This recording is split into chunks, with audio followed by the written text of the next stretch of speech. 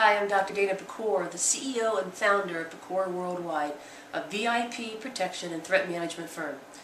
Today, our journey together is to understand my 10-point threat assessment model. However, we will go through one point at a time, one brief video at a time. And our first point is the history of violence. How do you even know if someone has a history of violence when they're an applicant or they've already been working for you?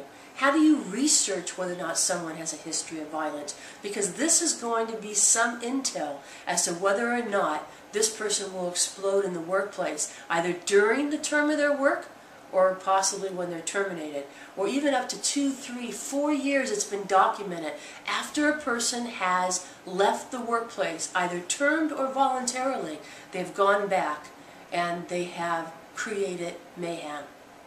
Well, one way is the background check. Run backgrounds. Go as far back as your state allows you to go. See whether or not there's been any convictions of batteries or rape or robberies. See whether or not there's been anything in that person's history. Listen to what the references tell you. Listen in between the lines, what they're not telling you.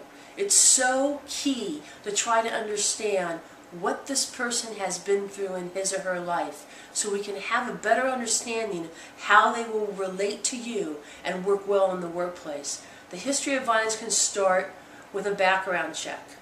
That is one way. The other things is, again, talk to this individual. Ask them questions like, how did you handle conflict in the workplace? How did you handle conflict or an argument with your coworker at the last job? Hear what they have to say. Listen to their words. And again, what they're not saying. Look in between the lines. They're going to give you information. They're going to give you the intel as to whether or not how well they function with relationships.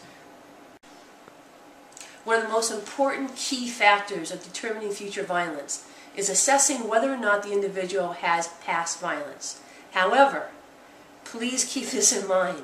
Just because someone has no history of violence that you can locate in their background, it doesn't mean they still can't be violent.